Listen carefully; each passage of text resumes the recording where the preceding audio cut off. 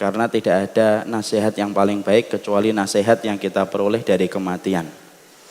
Maka saya akan membuka dengan sebuah penjelasan yang disampaikan oleh Abdullah At-Tusturi rahimahullahu ta'ala, yang dinukil oleh Imam Al-Qurtubi dalam kitabnya At-Tadhkirah li Ahwalil Mauta wa Umuril Akhirah.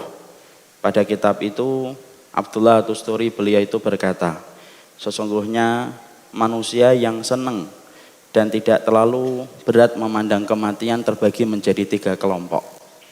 Jadi orang yang senang memandang kematian itu 3 kelompoknya. Yang pertama yaitu adalah kelompok orang kafir, yang mereka memandang kematian itu remeh dan tidak terlalu memberatkan diri memandang kematian. Makanya mereka melakukan olahraga ekstrim apapun yang membuat mereka tidak pernah takut melakukan olahraga itu, bukan karena mereka siap mati dan penuh dengan amal solih, tetapi sesungguhnya mereka tidak tahu apa yang menunggu mereka ketika mati, sampai mereka berpikir bahwasanya kematian itu ringan dan tidak perlu direpotkan dengan memikirkan beban yang berat dalam kematian. Antum lihat ya, banyak orang kafir ini kalau kita buka YouTube melakukan olahraga ekstrim yang konsekuensinya itu nyawa. Ada yang naik sepeda di puncak gunung, ada yang menjatuhkan dirinya dari puncak ketinggian dengan seutas tali, ada yang terjun pakai papan skateboard, macam-macam itu. Seakan-akan mereka tidak takut untuk mati. Bukan mereka tidak takut untuk mati, ternyata mereka tidak tahu apa yang menunggu mereka ketika mati, sampai akhirnya mereka merasa senang dan enjoy memandang kematian. Padahal dia tidak tahu urusan barzah itu semacam apa dan tidak mengerti urusan akhirat itu kayak apa. Jadi kalau kita ada ngelihat ada orang kafir, orang dolim kok berani nantangin semua orang, itu bukan karena siap mati, tapi karena dia tidak tahu yang menunggunya kalau mati apa saja yang menjadikan mereka meremehkan perkara itu. Kelompok yang kedua, ketika memandang kematian itu senang, yaitu adalah mereka yang putus asa dengan nasib takdir yang tidak menggembirakan hatinya. Sehingga ketika mereka mendapati ada persoalan dalam hidupnya yang berat, kemudian dia merasa kematian itu akan menjadi tempat dia melepaskan diri dari takdir yang berat ketika di dunia. Akhirnya mereka mandang kematian itu senang. Seakan-akan kematian itu rehat dari masalah yang membelit mereka ketika di dunia. Makanya kita lihat ada orang yang putus cinta, kemudian menempuh jalan pintas, mati bunuh diri. Kemudian ada yang terlilit utang, kemudian dia mati bunuh diri. Ada yang dikejar debt collector, dia akhirnya menempuh mati bunuh diri. Kenapa dia mati bunuh diri? Apakah dia tidak tahu? Sesungguhnya dia tahu. Cuma dia tertipu ketika masalahnya itu berat, imannya terlalu ringan, akhirnya tidak mampu menanggung beban yang berat ketika imannya rapuh. Akhirnya memandang kematian itu kayak fata morgana. Ini obat dari rehatnya, beratnya takdir yang saya hadapi. Makanya akhirnya dia mati bunuh diri. Bukan karena siap menghadapi kematian, tapi karena dia merasa bahwasanya kematian itu bisa mengistirahatkan dia dari beban yang berat. Tertipu dengan fata morgana karena imannya terlalu rapuh memandang apa yang terjadi setelah kematian.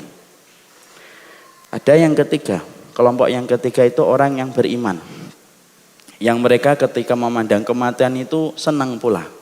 Ketika memandang kematian senang dia. Kenapa memandang kematian itu senang? Karena di situ dia paham kematian itu merupakan 2 kebaikan. 1, pintu untuk menuju dan bertemu dengan Allah. 2, dia menikmati musim panen atas ibadah yang dia lakukan itu ketika mati. Makanya maaf, saya dan antum tidak akan bisa memperoleh pahala sholat kita, menikmati panennya dari setiap ibadah yang kita lakukan dalam sholat, kecuali nanti setelah mati. Kita tidak bisa menikmati bagaimana ibadah kita ketika tahajud di waktu malam kalau kita tidak mati. Karena segala sesuatu ada musimnya. Duren ada musimnya. Nah, sekarang lagi musim duren di kota Kediri. Mangga ada musimnya. Buah-buahan ada musimnya. Ibadah pun ada musimnya. Dan musim ibadah itu kita petik panennya ketika kita meninggal dunia. Saya dan antum tidak akan pernah mampu menikmati panen Ramadan yang kita ikuti berkali-kali kalau kita tidak mati. Kita tidak mampu menikmati panennya kesabaran yang kita berikan kalau kita tidak mati. Karena kematian itu selain memperjumpakan kita dengan Allah, kematian itu merupakan satu panen dari kehidupan yang beriman ketika mereka memetik hasil manis dari ibadah yang mereka selenggarakan. Makanya orang yang beriman memandang kematian itu dengan dua sifat. Ibarat kata, hatinya diselimuti dengan dua sifat. Sifat khauf, sifat roja. Khauf itu takut. Kadang-kadang kita takut memandang kematian. Merasa bahwasanya ibadah kita masih minim. Merasa bahwasanya taubat kita khawatir kalau belum diterima oleh Allah dengan taubatan nasuha. Tapi khaufnya itu tidak mengalahkan sifat roja. Dia tetap senang memandang kematian dalam beberapa sisi karena dia tahu kematian itu akan mempertemukan ia dengan Allah dan kematian itu akan mempertemukan dia dengan musim panen dari setiap ibadah yang dia selenggarakan selama hidupnya. Disitulah kita paham orang yang memandang kematian itu terbagi menjadi 3 kelompok. 1, tidak kita pikir. 2, kelompok yang kedua tidak pikiran kita. Yang ketiga, itulah yang menjadi keinginan kita, memandang kematian antara khauf, takut dan roja, berharap supaya betul-betul tidak sampai khauf itu mengalahkan roja, roja tidak mengalahkan sifat khauf ketika memandang kematian. Makanya Rasulullah Shallallahu Alaihi Wasallam kemudian beliau bersabda, "Faman ahabba liqa Allah ahabba liqa'ahu, wa man kariha liqa Allah karihallahu liqa'ahu." Makanya Rasulullah Shallallahu Alaihi Wasallam menyampaikan kepada kita, barang siapa yang kemudian senang ketemu dengan Allah, maka Allah itu jauh lebih senang ketemu dengan dia. Tapi barang siapa yang benci ketemu dengan Allah, maka sesungguhnya Allah pun lebih murka dan lebih benci bertemu dengannya, sebagaimana dia benci bertemu dengan Allah. Di situ kita menjumpai ternyata orang yang senang ketemu dengan Allah, dia menabung harapan dan menabung sebuah keinginan. Allah akan senang ketemu dengan dia sebagaimana Allah itu mendapati hamba itu senang ketemu dengan Allah. Inilah yang menjadikan kita ingin memiliki sifat bagaimana kita senang ketemu dengan Allah, karena menanamkan sebuah kondisi hati yang bisa menjadikan kita senang memandang kematian itu tidak gampang dan tidak mudah. Karena dunia membuat kita cenderung senang kepada dunia dan pernik-perniknya. Setan selalu menarik kita supaya kita senang dengan apa yang kita peroleh dalam urusan dunia. Makanya senang pada kematian itu harus dilatih. Dilatih dengan sebuah latihan dan terapi ilmu. Sampai betul-betul kita senang bertemu dengan Allah, supaya Allah pun senang bertemu dengan kita, dan itulah harapan kita. Antum bisa bayangkan, antum ketika senang ketemu dengan Khalik, Khalik itu lebih senang ketemu dengan kita. Dan apakah ada keberuntungan yang lebih besar daripada keberuntungan seorang makhluk ketika dia pulang ke sisi Allah?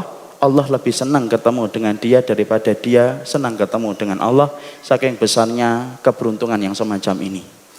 Saya akan sampaikan satu riwayat untuk menggambarkan bahwasanya Allah itu senang ketemu hambanya ketika hamba itu senang ketemu dengan Allah. Ada seorang sahabat dalam satu riwayat Abu Dawud. Ada seorang sahabat itu bernama Abdullah bin Haram. Abdullah bin Haram ini merupakan bapak dari Jabir bin Abdullah. Jabir bin Abdullah ini merupakan satu sahabat di antara 7 sahabat yang banyak meriwayatkan hadis dari Rasulullah. Ada Jabir, ada Ibnu Umar, Ibnu Abbas, Sa'id al-Khudri, Nu'man bin Bashir, ada Aisyah radhiyallahu anha. Maka itu merupakan nama-nama sahabat yang paling banyak meriwayatkan hadis dari Nabi. Salah satu di antara 7 orang yang paling banyak meriwayatkan hadis dari Nabi itu adalah Jabir bin Abdullah. Jabir bin Abdullah ini punya bapak, namanya Abdullah bin Haram. Maka Abdullah bin Haram itu sepuh dan tua. Tetapi Abdullah bin Haram itu senang dengan jihad, menegakkan kalimat Allah. Walaupun beliau sudah tua dan sepuh, yang secara hukum pandangan syariah, beliau itu sudah kena mendapatkan dispensasi hukum untuk tidak berjihad karena kondisi tua dan sepuhnya. Tapi beliau selalu meminta kepada Rasul supaya diberikan izin untuk ketemu, supaya diberikan izin untuk berjihad. Karena beliau tahu salah satu di antara puncak amalan Islam itu adalah berjihad.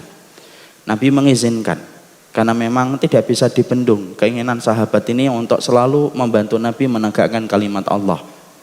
Sampai akhirnya dalam satu peperangan Abdullah bin Haram ini akhirnya gugur dan meninggal dunia. Maka ketika dia meninggal dunia, kita harus paham, orang musyrik itu kalau mendapati muslim mati dimutilasi, karena orang musyrik itu bencinya sama Islam itu luar biasa. Makanya apa yang dilakukan di Rohingya itu bagian dari representasi orang musyrik kalau sudah membunuhi kaum muslimin. Semacam itu gaya mereka dari dulu. Makanya Hamzah ketika meninggal dunia disobek perutnya, dicari jantungnya. Semacam itu. Asim bin Sabit ketika meninggal dunia kemudian diancam akan dikerok kepalanya untuk dijadikan tempat minum khamr. Itulah orang musyrik dari dulu. Maka kemudian Abdullah bin Haram itu ketika beliau meninggal dunia secara fisik mengenaskan. Kalau kita membaca dalam keterangan kitab sirah, kita akan menjumpai Abdullah bin Haram itu sampai kupingnya hilang, hidungnya rusak parah. Maka Jabir bin Abdullah yang melihat bapaknya gugur dengan kondisi yang semacam itu, fitrahnya manusia tetap sedih. Kemudian Jabir bin Abdullah itu iktizal dia kemudian agak menepi dari keramaian manusia dan beliau diam meneteskan air mata, sedih, wajar. Maka kemudian Nabi memanggil Jabir bin Abdullah, sini ta'al, sini wahai Jabir. Kemudian beliau mendekati Rasulullah Shallallahu Alaihi Wasallam. Kemudian Nabi bersabda kepadanya, ala ukhbiruka ma qalallahu li abika. Kamu pengen tahu enggak apa yang Allah sedang bicarakan kepada ayahmu ketika ayahmu sudah meninggal dunia, ruhnya sampai ke langit. Dan kamu pengen tahu enggak apa yang sedang dibicarakan oleh Allah? Kemudian Jabir bin Abdullah berkata, bala ya Rasulullah, saya pengen tahu ya Nabi, perkara apa yang sedang dibicarakan Allah kepada ayahku. Maka kemudian Nabi menjawab, ma kallamallahu ahadan illa mi wara'i hijabin wa kallama abaka kifahan.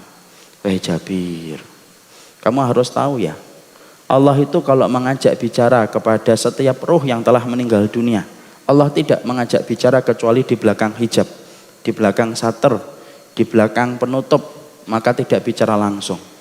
Tapi ketika Allah itu menyambut ayahmu Abdullah bin Haram, maka Allah itu mengajak bicara secara langsung, kifahan. Kifahan itu face to face, wajhan biwajihin, wajah. Maka kemudian Allah itu berkata kepada Abdullah bin Haram, disambut dan diajak bicara. Masya Allah. Tamanna alayya u'tika, kamu minta apa? Aku kasih, kata Allah. Padahal saat itu Abdullah bin Haram sudah mendapatkan surga. Maka Abdullah bin Haram kemudian berkata, antuh yani fauqtalu fika saniatan. Kalau boleh saya meminta ya Allah, maka kemudian hidupkan saya sekali lagi supaya saya gugur dalam peperangan, merasakan kembali mati di peperangan. Saking nikmatnya mati dalam medan peperangan itu. Allah kemudian bersabda, Allah kemudian berfirman, innahu sabaqa minni innahu la yurja'un. Sesungguhnya ketetapan takdir yang telah aku tetapkan, setiap yang mati aku tetapkan tidak balik dalam kehidupan dunia. Lalu kemudian Allah meminta kembali kepada Abdullah bin Haram, tamanna alayya u'tika, minta apa? Aku kasih. Kemudian akhirnya Abdullah bin Haram itu berkata, fa'ablik man warai, sampaikanlah berita dan kondisiku sekarang ini kepada orang setelahku, dari anak-anakku, keluargaku, sahabat-sahabatku, tentang nikmat yang engkau berikan kepadaku. Maka Allah kemudian membayar kontan, cash. Allah turunkan surat Ali Imran. Allah kemudian menyampaikan di dalam ayat itu, wala tahsabannal ladzina qutilu fi sabilillahi amwat bal ahya'un inda rabbihim yurzaqun. Jangan kamu mengira orang yang mati di dalam peperangan itu terbunuh, tetapi mereka hidup di sisi Allah dalam kondisi dikasih rezeki oleh Allah. Kisah ini memberikan faedah kepada kita. Kenapa Allah menyambut Abdullah bin Haram sedemikian luar biasanya? Sa'ad bin Mu'ad ketika meninggal dalam perang Khaybar, Aras sampai berguncang ketika menyambut Sa'ad bin Mu'ad. Seorang sahabat masuk Islam umur 30, kemudian meninggal umur 38, hanya 8 tahun menikmati iman, tapi ketika meninggal dunia itu mengguncangkan arasnya Allah. Kenapa Abdullah bin Haram disambut oleh Allah langsung, kifahan, wajah dengan wajah disambut langsung oleh Allah, diminta apa saja permintaannya dan akan dikabulkan oleh Allah, semua itu menyampaikan kepada kita, siapapun yang senang akan ketemu dengan Allah, maka Allah lebih senang ketemu dengan dia.